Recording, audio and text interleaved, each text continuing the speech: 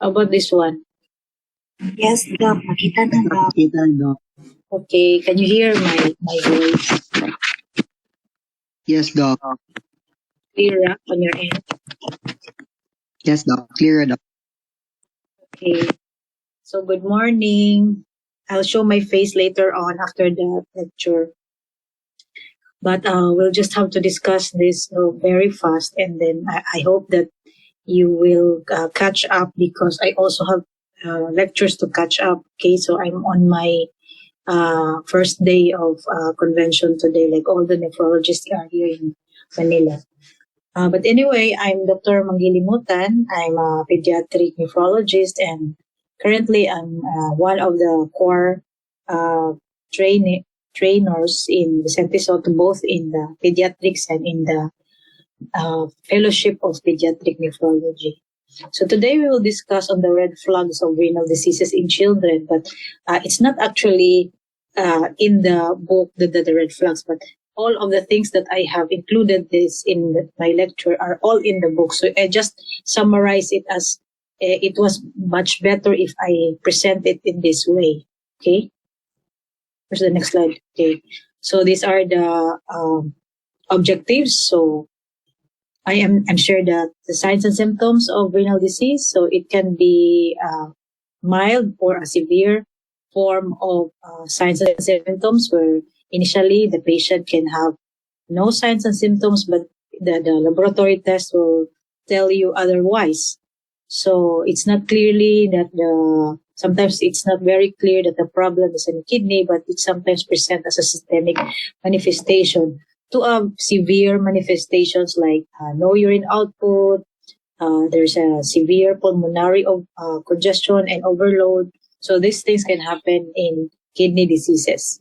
But most of the time, these are the signs and symptoms that you can get from the history. Of course, the patient presents with edema. It can be edema on and off, or it can be on the face only, and then later on it goes away. It can present as red urine or hematuria, or it can present with lower urinary manifestations like difficulty of or pain during urination, or it can be the presentation will be the hypertension only. The abdominal mass can be is not very common, but it can be a manifestation when you have what we call Wells tumor. The tumor is in the kidneys, the tumor in the kidneys. So it can present with abdominal mass and abdominal fullness. That's why they will present as upper GI manifestations like vomiting or sometimes abdominal pain. And for most of the patients that probably you encounter, the most common manifestations of urinary tract infection will be have increased frequency of urination, or pain during urination, or you feel numbness on the lower extremities. And for severe manifestations are those with decreased urine output or increased urine output. It can also cause a failure to grow for children when the manifestation started very early. Or it can present like any other manifestations like systemic manifestations of fever, anemia, or sometimes vague abdominal pain. So it's really, really vague. So that's why it's very important for us to understand what are the signs and symptoms and when to refer to a pediatric nephrologist, and for as a primary pediatrician or primary physician in the future, you will come up with a diagnosis based on the symptoms. So these are the major manifestations, the red flags, the presentations of hematuria, the presentation of proteinuria, edema, hypertension, the abnormal urination, or there is lower urinary symptoms, and anemia. Anemia can be of so many things. So we will understand today what the anemia that is that caused from a renal disease. Okay, so let's go to the first, the hematuria. Who experienced hematuria among your classmates? Henry, have you heard of hematuria? So if you have questions, by the way, you can interrupt me anytime and ask question. Okay. So I do not know if you can do it here, but you can unmute and then ask question. Okay, is that okay with you? Or you can ask question at the end of the lecture. So anyway, any time that you need to clarify something, you can interrupt me. So let's go first to the most common, the hematuria. So it means that there is blood in the urine. Among those of the pictures that I've shown you, they present with hematuria, meaning there's blood in the urine.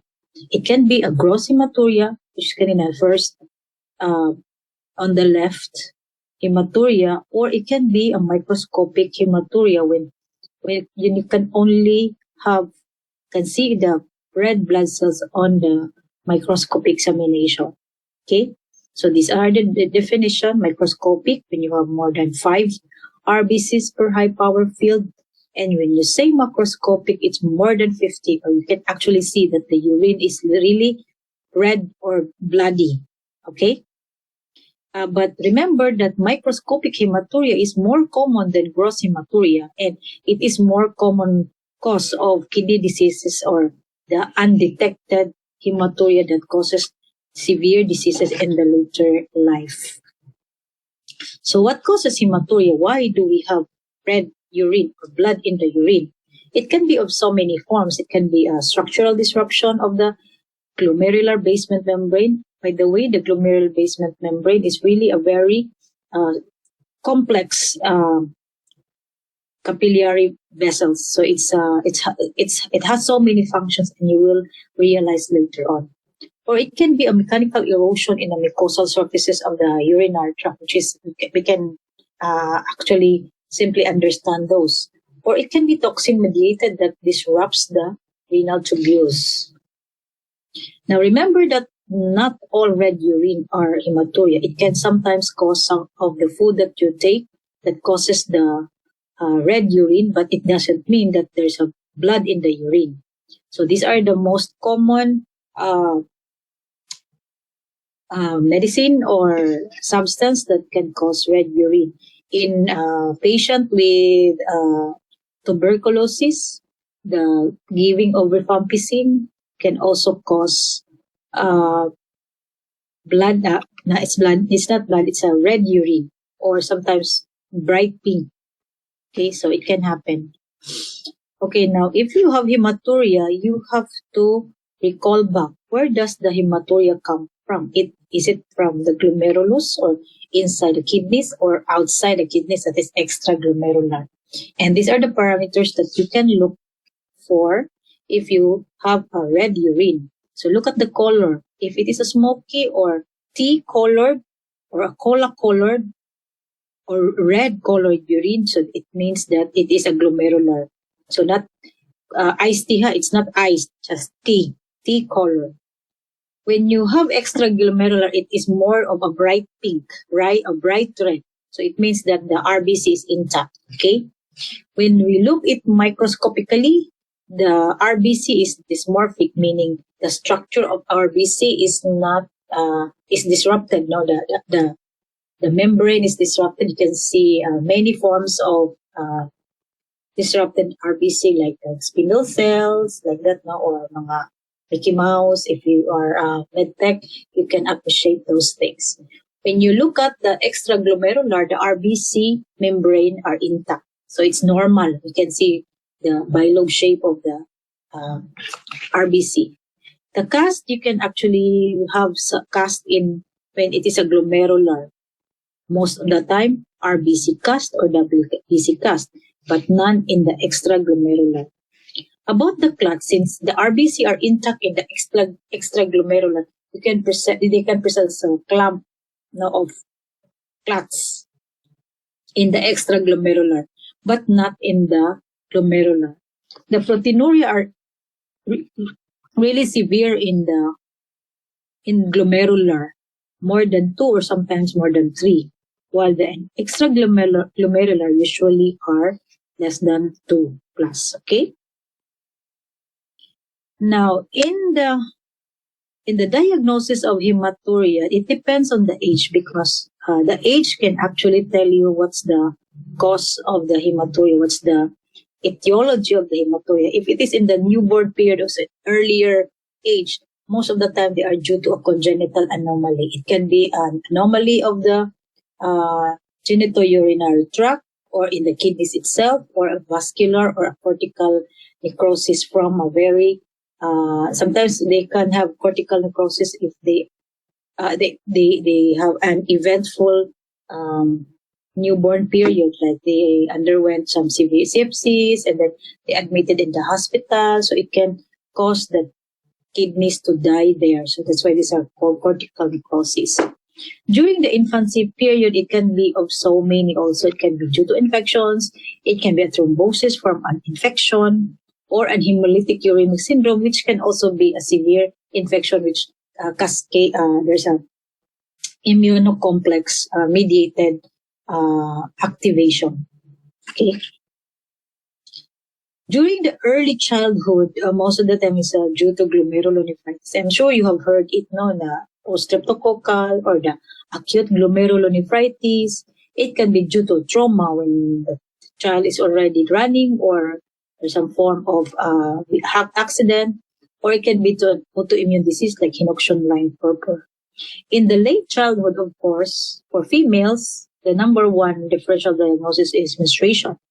But it can also be due to trauma or glomerulonephritis, or like IgA nephropathy or a benign hematuria, which is most of the time a familial thing. Okay?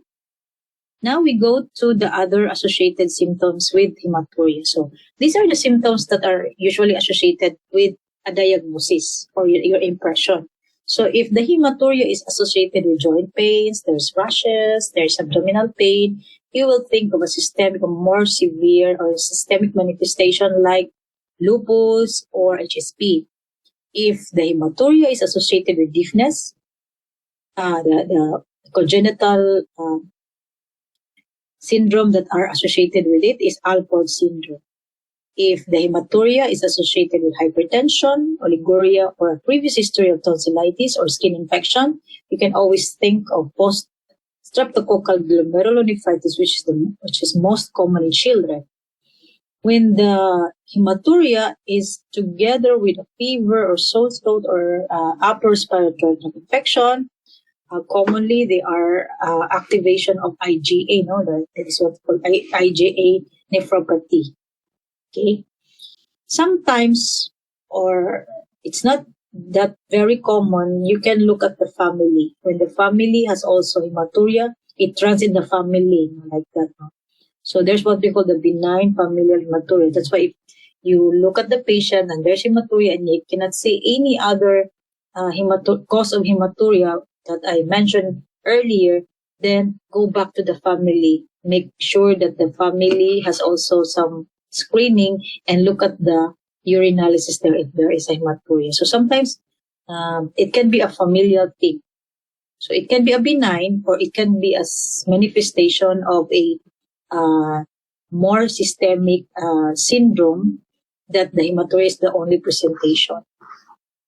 So these are the clues to gross hematuria. Actually, it's in the book. You can read on this. But the most common diagnosis that you can look at if there are hematuria associated with lower urinary symptoms are UTI.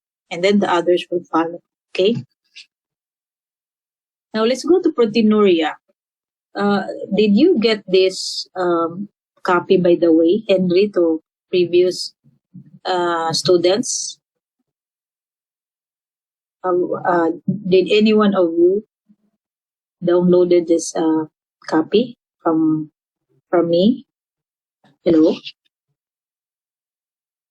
I'm talking to the corpses now? No, doctor. No. Yeah, but you can actually go back to the Nelson. It's like a summary lang of everything about pressure, each general description of nephrology. Okay?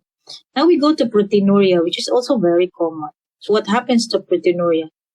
It's if you remember the glomerulus, you have past pathology and histo, so you can actually picture now the glomerular basement membrane, which has three structure. The first, the green one, the green is in the outside, no, kanang mga Kana nasa right side na picture. The green one are the epithelium or the podocyte, the epithelial food processes. And then the brown one is the glomerular basement membrane, which is very, very thick, and it's a selective membrane. And then on the inside, and there is fenestration, are the endothelial cells. So, can you see my how do you do it? Pointer? No? Yes, Doc. Okay. So this one is the Hindi mo follow. Hindi mo follow. Sorry. Can you see the picture? Sorry, ha? Yes, Doc. Okay, so the green one, epithelial food processes, and then the GBM, and then the fenestration. So the blood will pass through here into the fenestrations of endothelial cells and into the glomerular basement membrane and the epithelial cells. The epithelial cells food processes have a very thin slit, that is a slit in between the fenestration. So the blood will pass through here. Now the proteins, since they are very, very big, it will not pass through this filtration barrier. Okay? So that's why if there's a break there, for whatever cause, the proteins will leak out. That will lead to proteinuria. Okay? So the very small proteins can effectively filter in this particular membrane. It's a very good membrane, and it's very selective. So that's why the high molecular weight proteins, especially the albumin and the immunoglobulins, will not pass through here. Okay? So it will reabsorb back into the body. Okay? Next. Now, the proteinuria can happen when there is increased permeability to the wall, or there is impaired reabsorption of the epithelial cells in the proximal tubules, or when there is an increased blood flow, or there is the increased delivery of blood into the nephron. So that's why they will present with proteinuria. So that the definition of proteinuria, this is in the book, you can read this in Nelson. The normal protein excretion is around 4 milligrams per meter squared per hour. Or when you read back in your Nelson's, it's around 150 milligrams in 24 hours. So that's how your kidneys or your glomerular basement barrier is very effective to absorb back or to filter the albumin or the immunoglobulins. So that when you define the nephrotic range proteinuria, it's more than 40 milligrams per meter squared per hour, or you can have a urine protein creatinine ratio of more than or equal to 2, or it is more than or equal to 3 grams in 24 hours. If you remember, your normal protein is around 3.5 to 4 milligrams per kilo, 3 to 4 milligrams per deciliter in your blood. So if you urinate it all in 24 hours, then there's no more protein in your blood. So that's why you will have what we call nephrotic range proteinuria. So why does the proteinuria happen? So if you remember, what's the mechanism of proteinuria? During exercise or during fever, it will increase the blood flow or the renal blood flow into the kidneys. So that's why you will have proteinuria. But only the very small molecular weight protein, not the albumin and not the albumin or the hemoglobin or the other proteins which have a large molecular weight. So that's why it's called transient, because after you have exercised and your blood pressure is normal and your renal blood flow is also decreased into the kidneys, then it will go back. So that's why it's called transient. So the transient, it can happen during illnesses because you will also increase the heart rate, the blood pressure during illness. No, kabantay mo na. You will increase your metabolism during illness. So that's why you will have what we call transient proteinuria. Now, the more pathologic proteinuria are those with what we call orthostatic proteinuria, or it can be due to drugs which can damages your glomerular basement membrane, or when there is what we call tubular diseases like in acute tubular necrosis. But these are the examples of those of the other cause of proteinuria like reflux nephropathy, glomerulonephritis, or you have diabetes and protein overload syndrome. But these are more rare than the other side. Okay. So when you correlate it with the symptoms and the disease, so these are usually the most common. So if the proteinuria is associated with a systemic manifestation like joint pains, rashes, prolonged fever, then you will look at the lupus and the henoxion line purpura, which is a secondary cause of proteinuria. When you have hypertension and severe manifestation of hematuria and previous streptococcal infection, now the PSGN can also have proteinuria on top of hematuria. Okay, so remember that one. Okay, you will get confused once you go into clinical practice. Now, if there's no systemic manifestation, there's no hematuria and only edema, it can probably a primary nephrotic syndrome. If you have jaundice and hepatitis B, this condition, hepatitis C, can present with nephrotic syndrome, and these are secondary nephrotic syndrome. So if you have only fever but there's no edema and then you have proteinuria, then that is called transient proteinuria. So this transient proteinuria is actually more common but not significant nephrotic range proteinuria. So it's just proteinuria. So now we go to edema. Now if you have proteinuria, the consequence of proteinuria is edema. Okay? And there are three mechanisms. The first is when you have a decreased oncotic pressure. The oncotic pressure or the albumin, the protein in your body, will maintain the fluid in intravascular. That's why there is supposed to be the oncotic and the hydrostatic pressure should be maintained at same pressure or balance or equilibrium so that there's no edema happen. So if this happen, so you have decreased oncotic pressure because of decreased albumin, because you urinate the albumin in the urine, increased venous pressure or increased vascular permeability. So it will lead to edema. Now, if you remember the Starling principles, I'm not sure if you have remembered this in the physiology, but it's very good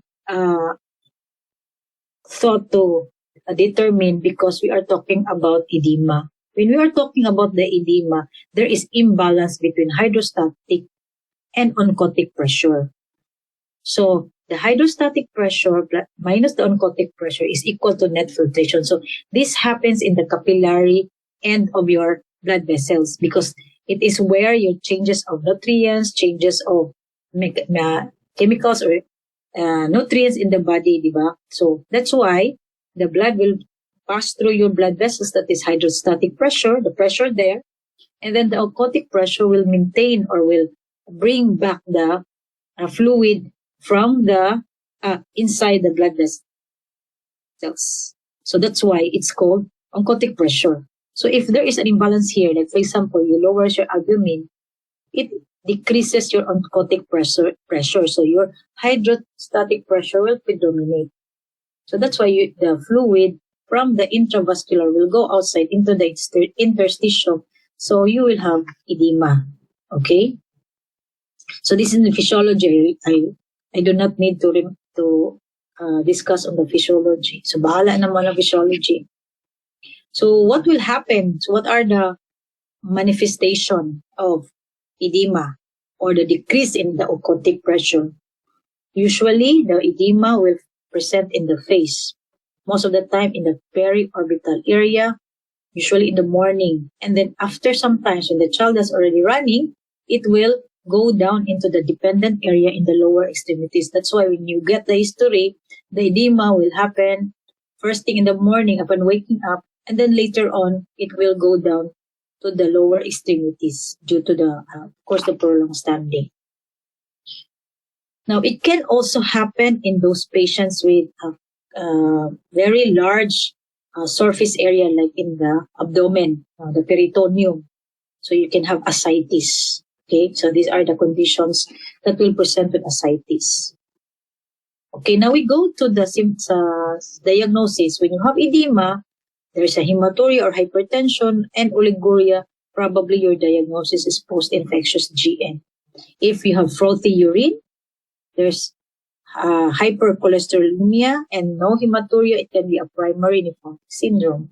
If your edema is associated with oliguria, body malaise, hypertension, and a previous chronic kidney disease, a history of kidney disease, then probably this is a chronic kidney problem. Okay, so that's why you can diagnose with chronic kidney disease. If the edema is associated with joint pains, prolonged fever, abdominal pain, sometimes anemia, then secondary nephrotic syndrome like lupus or HSP. Okay? Now we go to hypertension. So hypertension is also very common in children. That's why in all patients that will come into the clinic or in the OPD at 3 years old and above, you have to get the blood pressure so you can determine if this is the patient has normal or high blood pressure. So according to American Academy of Pediatrics on the definition of blood pressure, these are the tables. This is the table of diagnosis of hypertension. Now, for ages more than 13, the elevated blood pressure is when the systolic is 120 to 129, and the diastolic is usually 80 or lesser than that. That is a systolic, that is elevated BP, or that is already considered as hypertension. So in children 1 to 13 years old, you have to plot it in the normogram.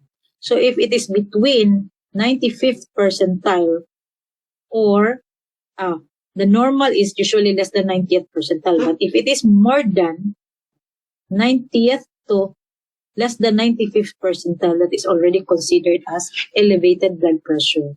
Or if your child 1 to 13 years old has BP 120/80, that is considered as elevated blood pressure. And then stage 1 or stage 2 follows. So you just have to remember and recall this slide. You can actually screenshot this in the there's so many free articles that you can get from this definition of hypertension. And then we go back to this one. So when you get the hypertension, you plot it in the normogram. So this is the age group in the left side, but this is more shorter naman gud ni siya. But you have the complete one if you look back in the 2017 American Academy of Pediatrics. So up to 18 years old na siya. So di ba I told you before that the normal is between the 50th to the less than 90th percentile. For example, for a 1-year-old.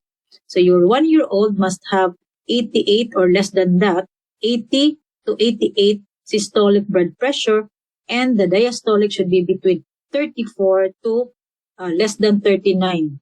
Have you seen it? Did you, ano ba? So many, di man ka.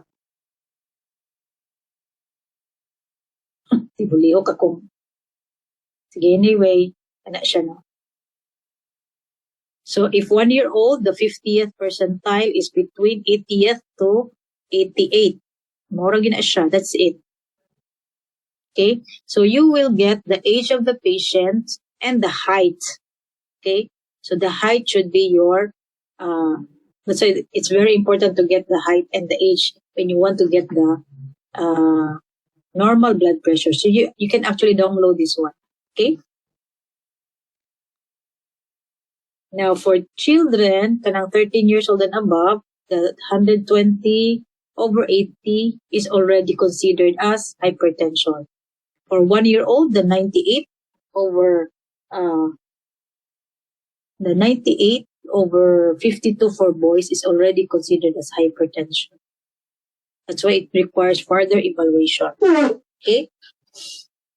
Okay, so what about their diagnosis? So hypertension in the newborn period can be of usually congenital malformations like renal artery thrombosis or renal malformation, renal artery stenosis, or it can be due to secondary cause like in bronchopulmonary dysplasia. In the infancy period, common also is the renal artery stenosis, but for the 16 to 10 years old is usually renal parenchymal disease like acute glomerulonephritis, and in the adolescent period also usually a renal parenchymal disease.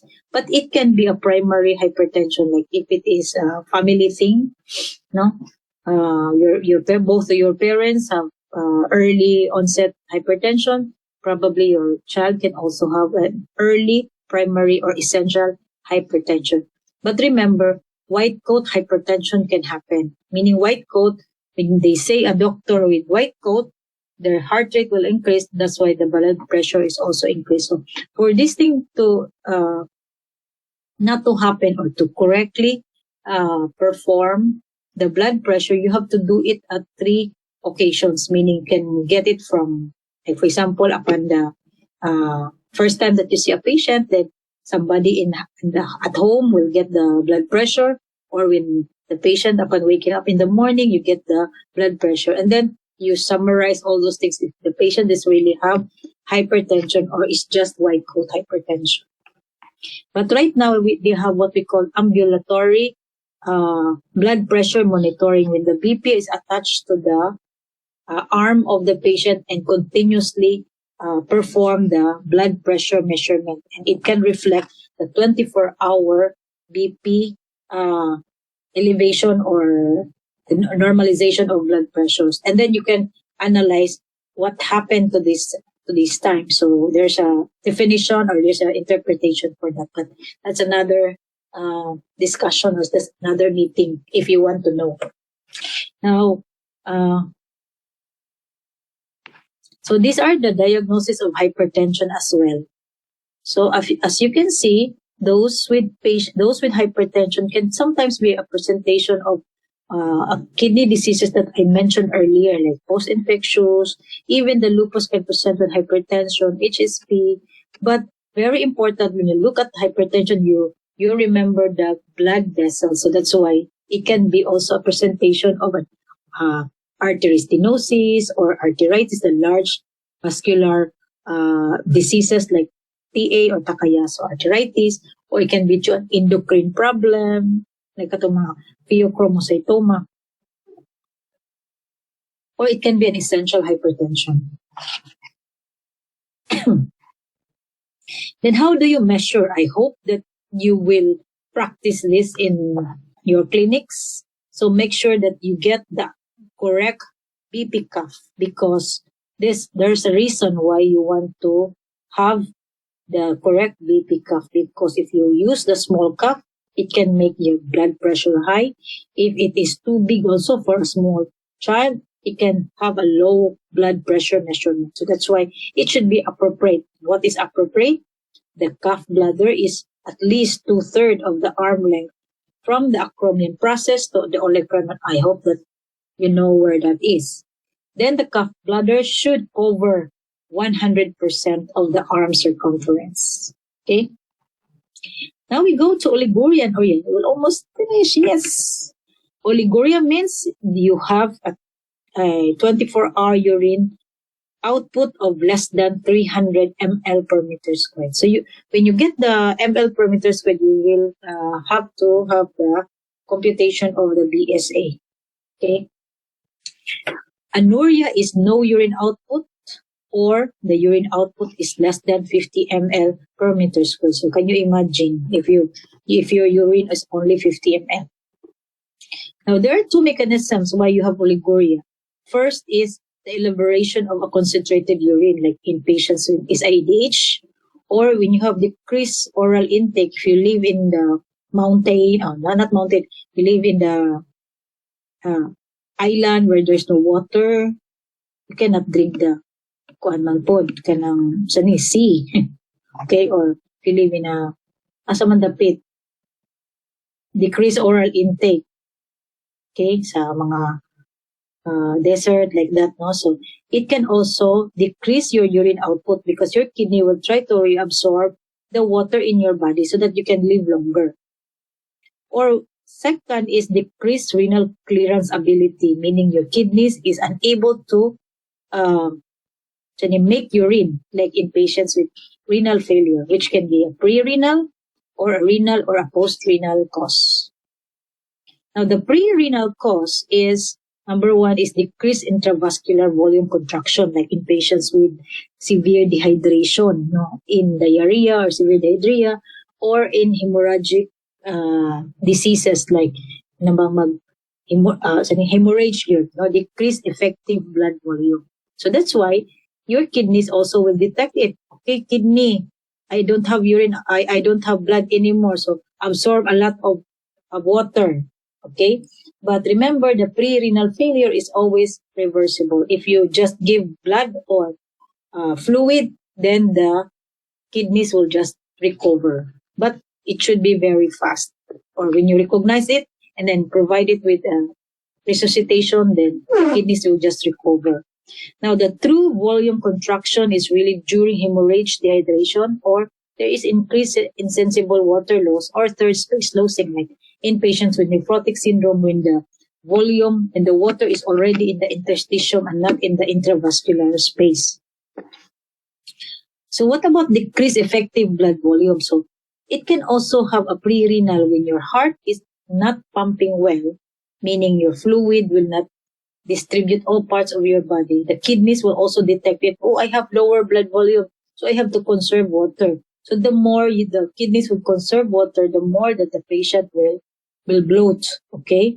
Or in patients with cardiac tamponade or hepatorenal syndrome. So it is called decreased effective blood volume, or it can be a volume contraction. In renal parenchymal disease is when the kidneys is unable to make adequate urine. So the kidneys itself are already sick. So that's why it cannot make any more urine, cannot take out all the fluids in the body. So the patient also will present with edema after the oliguria.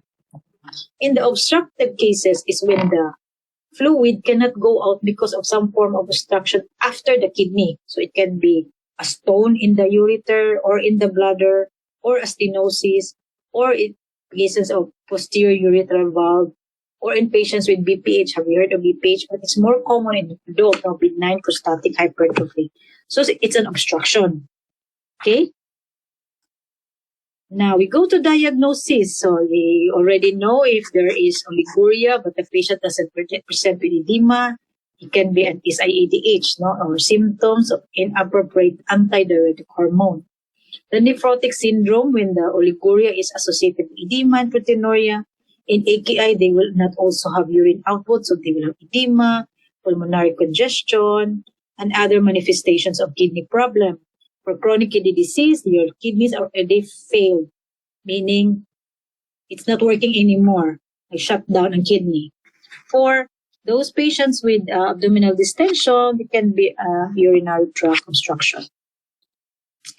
Okay, now we go to the lower urinary symptoms. The most common is dysuria or an increased frequency of urination. It can be a daytime or nighttime. So most commonly, they are manifestation of UTI, especially in children, but not always in adults. So they can have abnormal patterns, especially for those patients who are already toilet trained. So sometimes they go to school and then there's some form of incontinence. They cannot hold their urine. Okay, and children really cannot describe how it is because they are also confused. That's why it's very difficult. Now it's for a physician to know what happened. Okay, they cannot describe it well, but you can look for answers. Like you can ask the parents, or you can ask the teachers or the classmates. Sometimes it can be like that. So the most common cause of urinary symptoms are really UTI in children, but it can also be a manifestation of diabetes in cases of nephrolithiasis, or in patients with diabetes insipidus, which is very rare. But the diabetes insipidus is usually associated with polydipsia. They drink a lot of water, and there's a signs of dehydration despite the increased amount of water intake.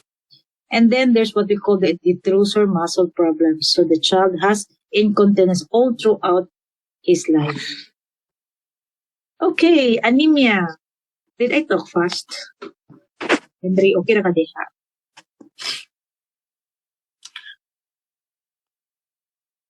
Okay, now we go to anemia.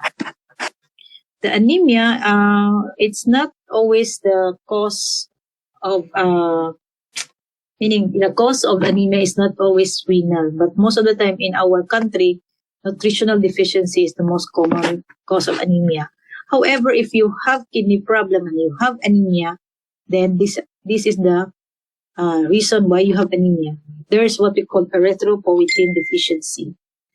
There's bone marrow inhibition during uremia, shortened red cell survival, and of course the bleeding when you have low platelet. In cases of patients with lupus nephritis, no, they will have they will have thrombocytopenia as well. Okay, if you are already in chronic kidney disease, then your kidneys, if you remember, I do not know if you know this, but the erythropoietin is made in the kidneys. So meaning if you don't have erythropoietin, there's no trigger in the bone marrow to make hematopoietic stem cell. That's why this is what we call anemia. But in chronic kidney disease, anemia is always together with a nutritional anemia because the child cannot eat well because they feel like they always vomit or they are nauseated. So that's why the nutrition is also the problem in patients with kidney disease. And then the protein, remember the protein, it goes out into the urine. So the patient is really in a malnourished type of kidney disease. So it can have a nutritional anemia as well. And this is what we call the oliguria plus the anuria, edema, and other symptoms of kidney disease. The cause is renal anemia. Okay.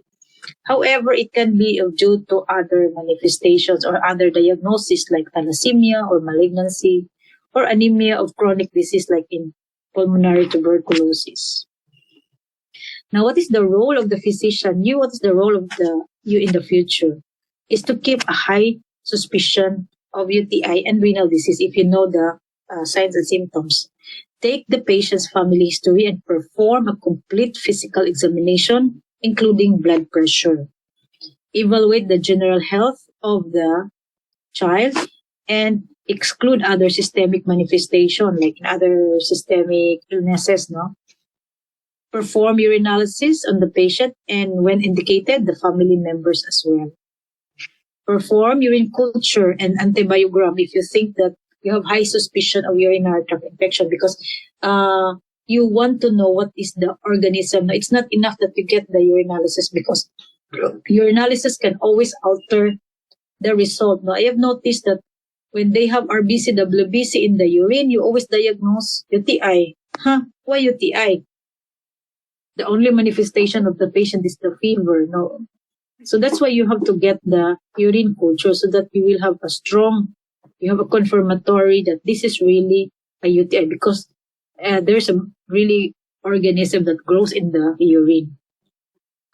Laboratory test can be, it's not always the routine, but if you think that this patient has really a kidney problem, then you get the BUN, you get the creatinine, electrolytes, the complement levels, even the quantitative proteinuria, ako you mentioned the nephrotic range proteinuria, it will present as in milligrams per deciliter. And then compute for the creatinine clearance and other laboratories if they are needed. Imaging, of course, we do imaging all the time, although it's more expensive in the patient, but we need to have the imaging if we think that the cause of the renal problem is structural. That's why we do the renal ultrasound first and we do the voiding cystourethrogram or the VCUG and then renal scan and other imaging technique like MRI. You screen orthostatic proteinuria all the time. Orthostatic meaning when there is change in the position, the patient will present with proteinuria. I have encountered those patients, but it's not very common. When they go on upright position, they have proteinuria. But if they lie down, wala sa proteinuria, ano ka ha? I do not know. So that's why I do the full workup, and it turned out to be a systemic manifestation of nephropathy. You treat the UTI, and then treat the uncomplicated glomerulonephritis, especially if they consider as what we call the progressive, or there's a progressive deterioration of renal function. But this time, you have to have you have to call your pediatric nephrology or any nephrologist if you have already treated it and then there's a partial improvement, no? Okay, then you follow up the patient. Very important to follow up the patient, because this is the time that you will also check or analyze na if your management is correct or it gives improvement to the patient. Okay, then discuss and refer it if there's a diagnosis of the prenatal ultrasound. No? Right now, we have so many referral from the primary physician to have kanang mga renal ultrasound, prenatal ultrasound. There's a abnormal kidneys. No, they have dilated ureters like that. So they always refer to us. Puno ng clinic, tungod na. Okay? Okay, so wala na take-home messages. Okay, do you have any question? One way. Hello? Wala rin question, Doc.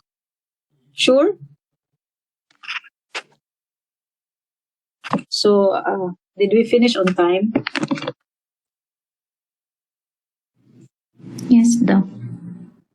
So, I think there's some that I did not, it didn't come in. I'm not sure how many of them, but I mentioned yesterday, diba, Henry, that when I opened it at 8 a.m., we have to start because I do not have any time to admit them if I gave the lecture already. So you just tell them or you just share what you learned today. Okay? Yes, Doc. Thank you, Doc. Okay, so I'll see you tomorrow. Friday is at what time on Friday? Is 9 a.m. Yes, Doc. 9 a.m., Doc.